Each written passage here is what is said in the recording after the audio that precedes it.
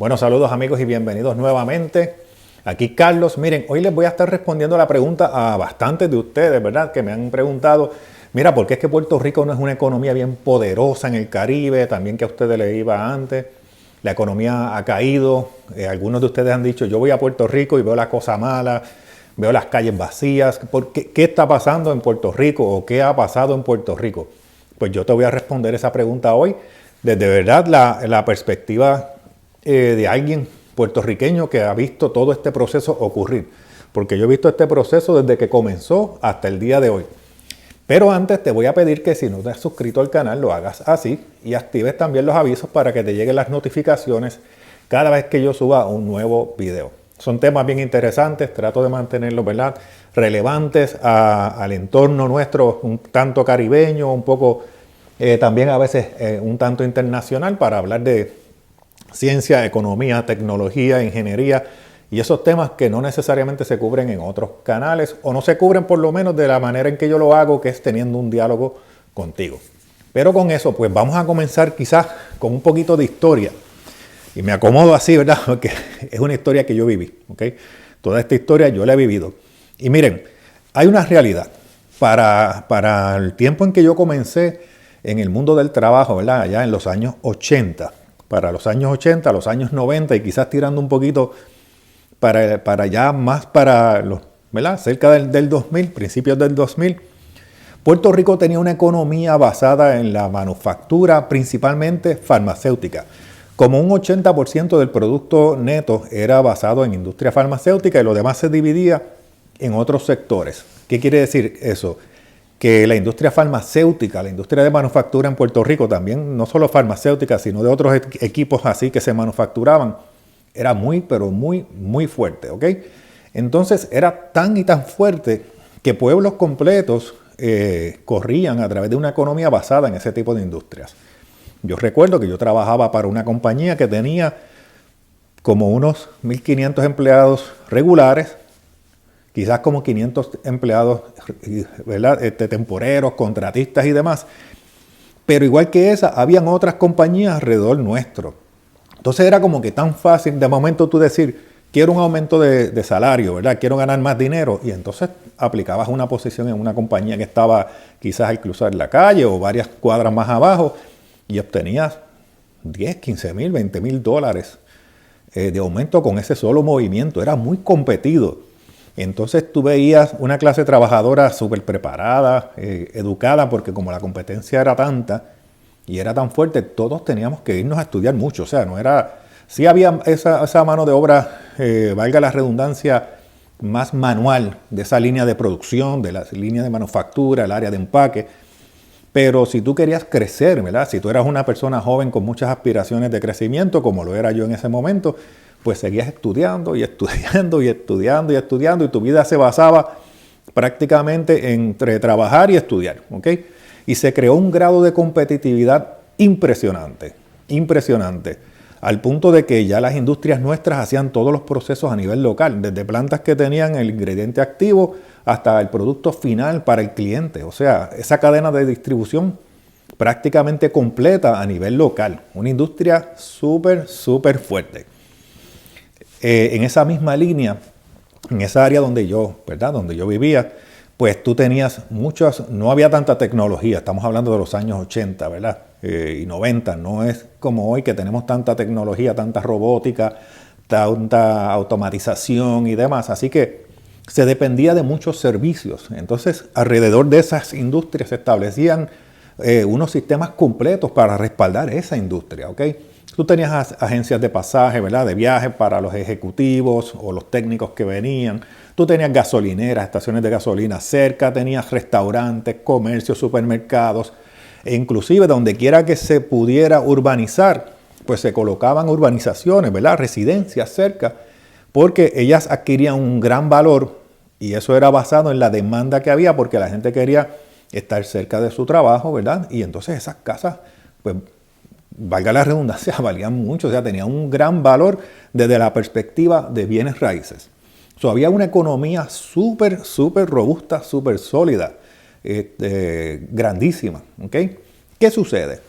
toda esta economía estaba atada a unos incentivos federales que se conocían como la sección 936 del Código de Rentas Internas de los Estados Unidos, que le ofrecía unas exenciones a esas compañías, ¿verdad? Exenciones en taxes, en contribuciones, a esas compañías que se establecían en Puerto Rico.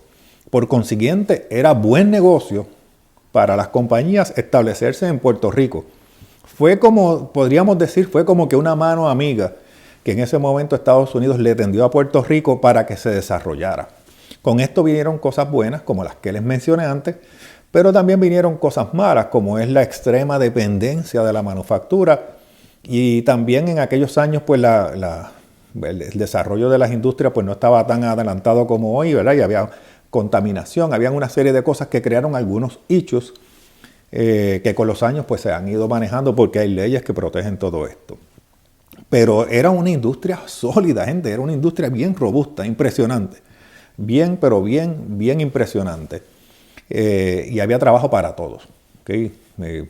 Podría que una familia tuviera 3 o 4 integrantes de la familia trabajando en la misma industria.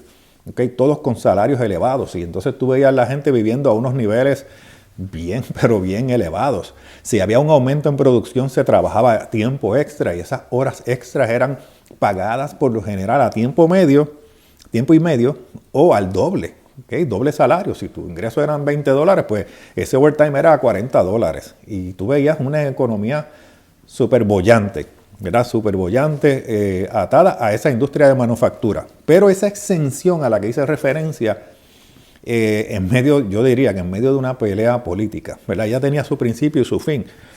Pero en medio de una pelea política por uno de los partidos, principalmente de Puerto Rico, por el cual yo votaba en ese momento precisamente, lo vio como una estrategia, quizás que se eliminara esa sección para que no se viera, esto es una opinión, ¿ok?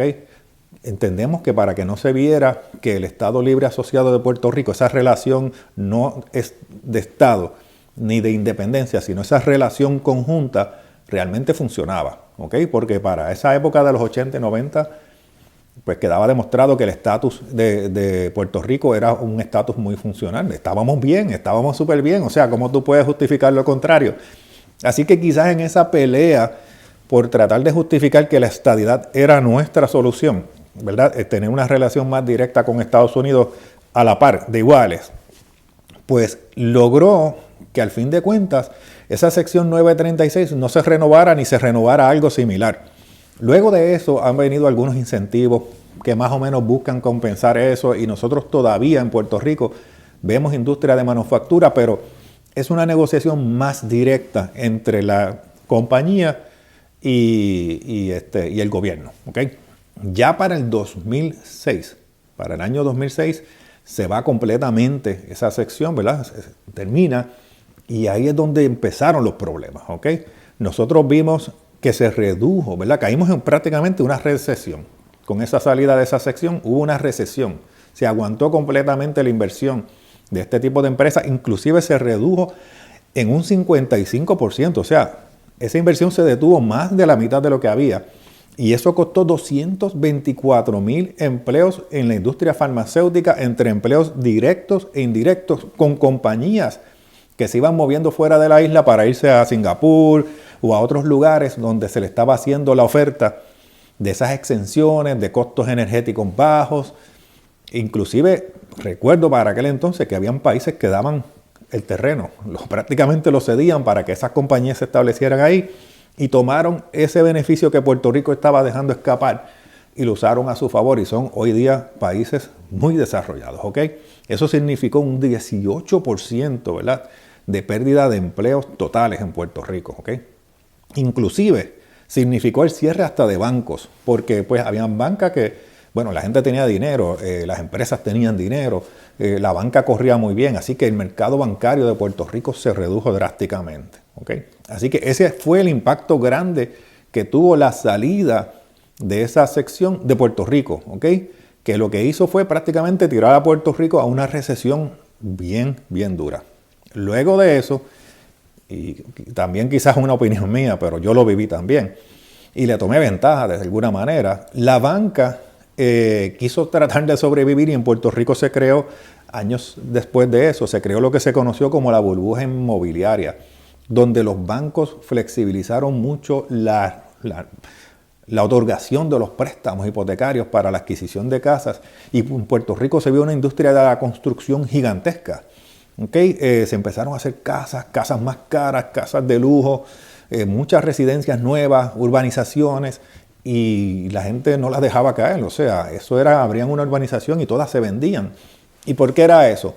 Porque hubo personas que se dedicaron a la inversión de bienes raíces y entonces compraban esas casas y hacían un cierre simultáneo. Luego eso cambió, pero prácticamente era que la compraban o la comprábamos y a las 2 semanas después, a la semana después, se la vendíamos a una nueva persona porque había una burbuja, había una impresión de que hacían falta casas, y entonces la gente la compraba por mucho más dinero de lo que entonces el comprador inicial había adquirido esa propiedad.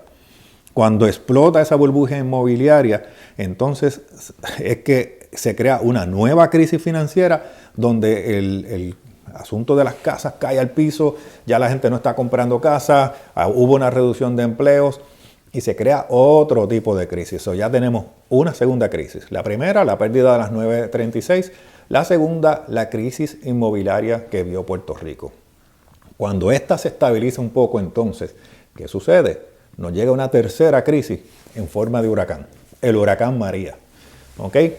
Así que ya la isla está, prácticamente la economía de la isla está dependiendo del gobierno. ¿Okay? Antes de la ida de la 936, la economía de Puerto Rico dependía del sector privado, sector de manufactura, pasa prácticamente a depender del gobierno. Ayudas, programas, turismo, toda esta cosa que está de la mano del gobierno. Y cuando ya en Puerto Rico empieza como que a despuntar un poquito la cosa y a estabilizarse, y Puerto Rico se está concentrando en un turismo un poco más quizás elaborado, un poco más alto nivel. Recuerdo que la Oficina de Turismo de Puerto Rico trataba de venderle al mundo, y tenía oficinas en Estados Unidos, en España, tenía distintos lugares, y le vendía al mundo que Puerto Rico era un buen destino porque, por ejemplo, para los estadounidenses era un destino transparente. Quiero decir que tú no necesitabas un pasaporte. Tú sencillamente, con tu licencia de conducir, te montabas en un avión, llegabas a Puerto Rico, pasabas tus vacaciones y te regresabas en un lugar que para ti era un prácticamente espejo de la economía americana, o estadounidense quiero decir, pero en el trópico. O sea, tenías las mismas tiendas, los mismos tipos de tiendas, los mismos hoteles, el mismo sistema de gobierno muy parecido, que hacía fácil que este turista se sintiera atraído por Puerto Rico. Pero luego entonces nos viene el huracán María y nos crea esa tercera crisis, que es que prácticamente le pasó por encima a Puerto Rico y causó una estela de destrucción impresionante. Por consiguiente, ya ese turismo se impacta el turismo, el pequeño comerciante. Había muchos comercios pequeños creciendo y naciendo alrededor del turismo. Y un poco a la agricultura, aunque la agricultura siempre ha sido un sector bastante reducido por distintas razones que puedo tocar después. Pero ya ese turismo interno, ese atractivo turismo se vio impactado altamente con lo del huracán, y entonces le abonó un poquito más al problema. ¿Qué sucede ahora mismo en la actualidad? Y no estoy hablando del asunto energético porque ese es un tema que he tocado por separado. Si tú no has visto los videos sobre la energía en Puerto Rico, el problema que se tiene y las soluciones que yo he presentado para que, quizás dar un poquito de ideas, te sugiero que veas la serie que te estoy dejando en el primer comentario, en el comentario destacado y en la descripción de este video. Pero a donde quiero moverme ahora es obviamente hacia dónde se proyecta el futuro de Puerto Rico. ¿Okay? Pues miren, Puerto Rico aporta más de 4 billones de dólares anuales en taxes a los Estados Unidos, en adición de otras cosas. ¿Okay? Por consiguiente, Puerto Rico sigue siendo para Estados Unidos un buen negocio. ¿Okay? Algunas personas pensarán, pues mira, porque la situación de Puerto Rico cayó en esa recesión, en esa depresión, luego ha estado como recesionado y ahora está viendo un crecimiento bien nominal, ¿okay? Un crecimiento bastante nominal. Puerto Rico sigue siendo un buen negocio para Estados Unidos desde una perspectiva tanto estratégica, militarmente hablando, estratégica comercialmente hablando, y también se beneficia tanto con taxes y con otras cosas. ¿Okay? Lo que se proyecta es un crecimiento de la economía en un porcentaje bajito, ¿okay? No un porcentaje alto como otros países, ¿verdad? Que inclusive tenemos alrededor nuestro, un porcentaje bajito, pero sí un grado de crecimiento. En adición a eso, pues obviamente el tema de Puerto Rico se debate mucho en Estados Unidos y esta es mi opinión, como yo entiendo que Puerto Rico no va a pasar a ser un estado de los Estados Unidos por una cuestión más bien estratégica de Estados Unidos, que es un asunto más bien político. Para que ustedes entiendan, Puerto Rico es guiado por dos partidos principales, el Partido Demócrata y el Partido Republicano. Para que el gobierno en Estados Unidos funcione balanceado, siempre tiene que haber una igual cantidad, ¿verdad?, de representación en ambos partidos a nivel congresional. Y se hace por estados. Así que a ninguno de los dos partidos le conviene hoy que Puerto Rico sea estado. Y por consiguiente, mi posición es que no va a haber estadidad, no por lo menos por los próximos años o décadas. ¿Okay? Así que lo que le conviene a Puerto Rico, a Estados Unidos, quiero decir, es quizás ayudar en la salida de Puerto Rico de los problemas que tenga económicos, porque aunque a nosotros nos parezca mucho dinero, realmente para una nación como Estados Unidos no lo es. Yo creo que la economía en Puerto Rico se va a ir estabilizando, va a ir mostrando algún grado de crecimiento, va a haber una creciente presión en que se maneje bien el dinero que se asigna a Puerto Rico. Yo les mencionaba que después del huracán María hubo una asignación de fondos históricas para Puerto Rico, pero ha sido un fondo mal manejado, al punto que, bueno, eso tiene que también ser supervisado por una junta de supervisión fiscal que asignó Estados Unidos, ¿verdad?, para que vea cómo se manejan todos los fondos y el dinero en Puerto Rico. Por consiguiente, mi conclusión es, mira, a los que me hicieron la pregunta, y esto ha sido un diálogo bastante largo, es que Puerto Rico no es la economía que se hubiese proyectado posiblemente si tú hubieses estado como yo en los años 80 y 90 trabajando, ¿verdad?, comenzando en tu vida laboral, sino que se vio impactada por estos tres fenómenos y otros más, pero principalmente por la salida de las 936 de Puerto Rico, ¿verdad?, que tuvieron un impacto enorme en la industria. Así que Puerto Rico irá transicionando a otros tipos de economía, pero aún así sigue siendo clasificado tanto por el Banco Mundial como por las reservas federales y demás como un país o una isla, o un estado, o un territorio, como tú le quieras llamar, de economía buena. ¿Okay? De una economía buena, que es un asunto de recuperarla, un per cápita de sobre $30,000, o sea, la gente en promedio en Puerto Rico, ese es el per cápita, sobre $30,000 estadounidenses, lo que no se ve en toda la región.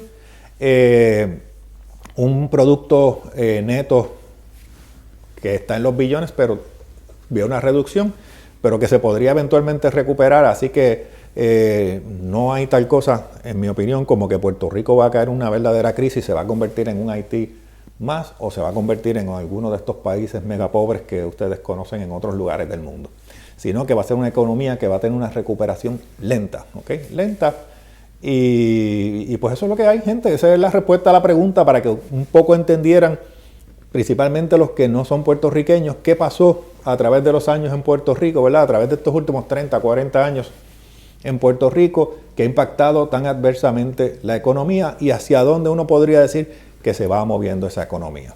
¿Okay?